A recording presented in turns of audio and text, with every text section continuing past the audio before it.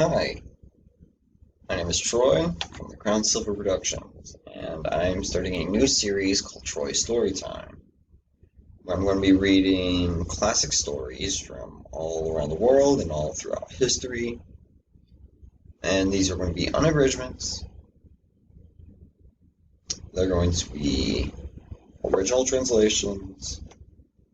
I'm going to be reading them chapter by chapter for you to enjoy and listen to. The first one we're going to start off with is Peter Pan by J.M. Barrie. We're just going to dive right on into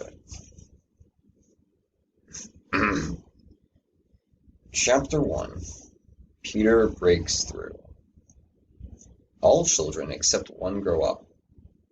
They soon know that they will grow up, and the way Wendy knew was this. One day when she was 2 years old, she was playing in a garden, and she plucked another flower and ran with it to her mother. I suppose she must have looked rather delightful, for Mrs. Darling had put a hand to her heart and cried, "Oh, why can't you remain like this forever?" This was all that passed between them on the subject, but henceforth Wendy knew that she must grow up. You always know after you are two. Two is the beginning of the end. Of course they lived at 14, and until Wendy came, her mother was the chief one. She was a lovely lady with a romantic mind and such a sweet mocking mouth. Her romantic mind was like the tiny boxes, one within the other, that come from the puzzling East. However many you discover, there was always one more, and her sweet mocking mouth had one kiss on it that Wendy could never get, though there it was, perfectly conspicuous in the right-hand corner. The way Mr. Darling won her was this. The many gentlemen who had been boys when she was a girl discovered simultaneously that they loved her, and they all ran to her house to propose to her. Except Mr. Darling, who took a cab and nipped in first, and so he got her. He got all of her except the innermost box and the kiss. He never knew about the box, and in time he gave up trying for the kiss. Wendy thought Napoleon could have got it, but I can picture him trying and then going off in a passion, slamming the door. Mr. Darling used to boast to Wendy that her mother not only loved him but respected him. He was one of those deep ones who knew about stocks and shares. Of course, no one really knows, but he quite seemed to know. And he often said stocks were up and shares were down in a way that would have made any woman respect him. Mrs. Darling was married in white, and at first she kept the books perfectly, almost gleefully, as if it were a game. Not so much as a Brussels sprout was missing, but by and by whole cauliflowers dropped out, and instead of them they were pictures of babies without faces. She drew them when she should have been totting up. They were Mrs. Darling's guesses. Wendy came first, then John, then Michael. For a week or two after Wendy came, it was doubtful whether they were able to keep her, as she was another mouth to feed. Mr. Darling was frightfully proud of her, but he was very honorable and sat at the edge of Mrs. Darling's bed, holding her hand and calculating expenses. While she looked at him imploringly, she wanted to risk it, come what might, but that was not his way. His way was with a pencil and a piece of paper, and if she confused him with suggestions, he had to begin at the beginning again. "Now don't interrupt," he would beg of her. "I have £1.17 here, and 2 and 6 at the office. I can cut my coffee at the office, say 10 shillings, making 2, 9, and 6, with your 18, and 3 marks, 3, 9, 7, what 5 naught in my checkbook makes an 8, 9, 7. Who is that moving? 8, 9, 7, dot and carry 7. Don't speak, my own. And the pound you lent to that man who came to the door. Quiet, child, dot that and carry, child. There, you've done it. Did I say 997? Yes, I said 997. The question is, can we try it for a year on 997? Of course we can, George, she cried. But she was prejudiced in Wendy's favor, and he was really the grander character of the two. Remember Mumps, he warned. her almost threateningly, and off he went again. Mumps 1 pound, that is what I have put down, but dare say it will be more like 30 shillings. Don't speak, measles 1 5, German measles half a guinea, makes 2 15 6, don't waggle your finger, whooping cough, say 15 shillings, and so on it went, and it added up differently each time. But at last Wendy just got through with mumps reduced to 12 6, and with the 2 kinds of measles treated as one. There was the same excitement over John and Michael, and even a narrower squeak, but both were kept, and soon you might have seen the 3 of them going a row to Miss Folsom's kindergarten school, accompanied by their nurse. Mrs. Darling loved to have everything just so, and Mr. Darling had a passion for being exactly like his neighbors, so of course they had a nurse. As they were poor, owing to the amount of milk the children drank, this nurse was a prim Newfoundland dog called Nana, who had belonged to no one in particular until the Darlings engaged her. She had always thought the children important. However, the Darlings had become acquainted with her in Kingston Gardens, where she spent most of her spare time peeping into perambulator's, and was much hated by careless nursemaids who she followed to their homes and complained of to their mistresses. She proved to be quite a treasure of a nurse. How thorough she was at bath time, and up at any moment of the night if one of her charges made the slightest cry. Of course her kennel was in the nursery. She had a genius for knowing when a cough is a thing to have no patience with, and when it needs stalking round your throat. She believed her last day in old-fashioned remedies, like rhubarb leaf, and made sounds of contempt over newfangled talk about germs, and so on. It was a lesson in propriety to see her escorting the children to school, walking sedately by their side when they were well behaved, but butting them back into line if they strayed. On John's footer days she never once forgot his sweater, and she usually carried an umbrella in her mouth in case of rain. There was a room in the basement of Miss Folsom's school where the nurses wait. They sat on forms while Nana lay on the floor, but that was the only difference. They affected to ignore her as of inferior social status to themselves, and she despised their light talk. She resented visits to the nursery from Mrs. Darling's friends. But if they did come, she first wiped off Michael's pinafore and put him into one of the blue braiding, and smoothed out Wendy and made a dash at John's hair. No nursery could possibly have been conducted more correctly, and Mr. Darling knew it. Yet he sometimes wondered uneasily whether the neighbors talked.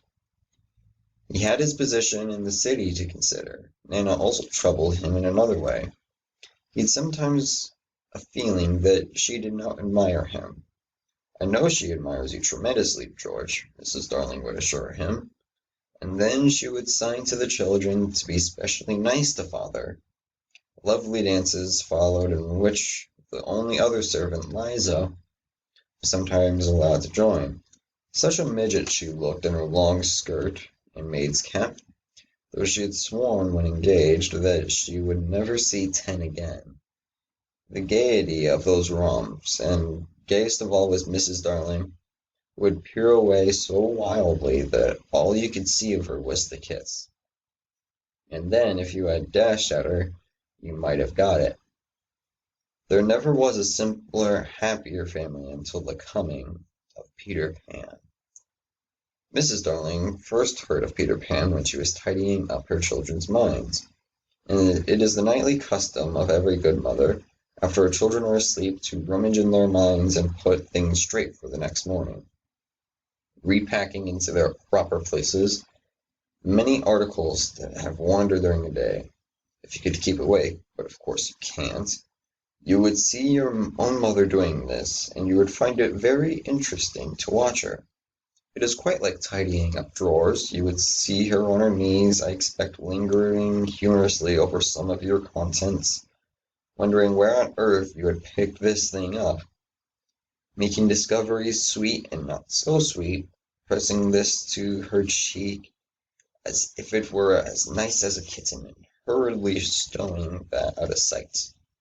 When you wake in the morning, the naughtiness and evil passions with which you went to bed have been folded up small and placed at the bottom of your mind, and on the top, beautifully aired, are spread out your prettier thoughts, ready for you to put on. I don't know whether you've seen a map of a person's mind. Doctors sometimes draw maps of other parts of you, and your own map can become intensely interesting. Catch them trying to draw a map of a child's mind, which is not only confused, but keeps going round all the time. There are zigzag lines on it, just like your temperature on a card.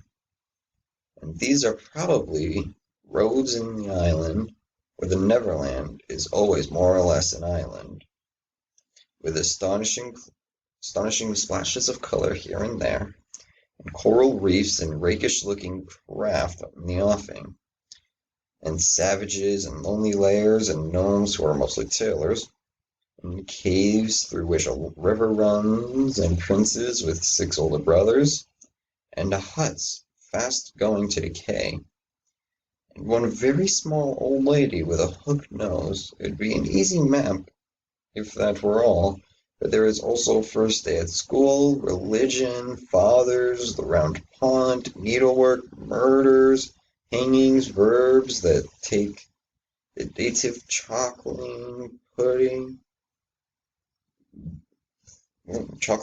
day, getting into braces, say 99, 3 pence for pulling out your tooth yourself, and so on. Either these are part of the island, or they are another map showing through, and it is all rather confusing, especially as nothing will stand still. Of course, the Neverlands vary a good deal. Jones, for instance, had a lagoon with flamingos flying over it, at which John was shooting, while Michael, who was very small, had a flamingo with lagoons flying over it. John lived in a boat turned upside down on the sands, Michael in a wigwam, Wendy in a house of leaves, deftly sewn together. John had no friends, Michael had friends at night, Wendy had a pet wolf forsaken by its parents. But on the whole, the Neverlands have a fairly resemblance, and if they stood still in a row, you could say of them that they have each other's nose, and so forth. On these magic shores, children at play are forever beaching their coracles. We too have been there. We can still hear the sound of the surf, though we shall land no more. Of all delectable islands, the Neverland is the snuggest and most compact, not large and sprawly, with tedious distances between one adventure and another, but nicely crammed when you play at it by day with the chairs and tablecloth. It is not in the least alarming, but in 2 minutes before you go to sleep it becomes very nearly real. That is why there are night lights. Occasionally in her travels through the children's mind, Mrs. Darling found things she could not understand, and of these quite most perplexing was the word Peter. She knew of no Peter, and yet he was here, and there in John and Michael's minds, while Wendy's began to be scrawled all over with him. The name stood out in bolder letters than any of the other words, and Mrs. Darling gazed. She felt that it had oddly cocky appearance. Yes, he is rather cocky, Wendy admitted, with regret. Her mother had been questioning her. But who is he? My pet? He is Peter Pan, mother. At first Mrs. Darling did not know, but after thinking back into her childhood, she just remembered a Peter Pan who was said to live with the fairies. There were odd stories about him, as that when children died, he went part of their way with them, so that they should not be frightened. She had believed in him at the time, but now that she was married and full of sense, she quite doubted whether there was any such person. Besides, she said to Wendy, he would be grown up by this time. Oh, no, he isn't grown up, Wendy assured her confidently. He is just my size. She meant that he was her size in both mind and body. She didn't know how she knew it. She just knew it. Mrs. Darling consulted Mr. Darling, but he smiled. "Pooh-pooh, mark my words," he said. "It's some nonsense Nana has been putting into their heads. Just the sort of an idea a dog would have. Leave it alone and it will blow over." But it would not blow over, and soon the troublesome boy gave Mrs. Darling quite a shock. Children have the strangest adventures without being troubled by them. For instance, they may remember to mention a week after the event happened that when they were in the wood they met their dead father and had a game with him. It was in this casual way that Wendy one morning made a disquieting revelation. Some leaves of a tree had been found on the nursery floor, which certainly were not there when the children went to bed. Mrs. Darling was puzzling over them when Wendy said with a tolerant smile, "I do believe it is that Peter again." "Whatever do you mean, Wendy?" "It is so naughty of him not to wipe." Wendy said, sighing. She was a tidy child. She explained in quite a matter-of-fact way that she thought Peter sometimes came to the nursery in the night and sat at the foot of her bed and played his pipes to her. Unfortunately, she never woke, so she didn't know how she knew, she just knew. "What nonsense you talk, Precious. No one can get into the house without knocking." "I think he comes in by the window," she said. "My love, it is up 3 floors. Weren't the leaves at the foot of the window, Mother?" It was quite true. The leaves had been found very near the window. Mrs. Darling did not know what to think, for it all seemed so natural to Wendy that you could not dismiss it by saying she had been dreaming. "My child," the mother cried, "why did you not tell me of this before?" "I forgot," said Wendy lightly. She was in a hurry to get her breakfast. "Oh, surely," she added, "must have been dreaming." But on the other hand, there were the leaves. Mrs. Darling examined them carefully. They were skeleton leaves, but she was sure they did not come from any tree that grew in England. She crawled about the floor, peering at it with a candle for marks of a strange foot. She rattled the poker up the chimney and tapped the walls. She let down a tape from the window to the pavement. It was a sheer drop of 30 feet, without so much as a spout to climb up by. Certainly Wendy had been dreaming, but Wendy had not been dreaming, as the very next night showed, the night on which the extraordinary adventure of these children may be said to have been begun. On the night we speak of, all the children were once more in bed. It happened to be Nana's evening off. Mrs. Darling had bathed them and sung to them until one by one they had let go her hand and slid away into the land of sleep. All were looking so safe and cozy that she smiled at her fears now and sat down tranquilly by the fire to sew.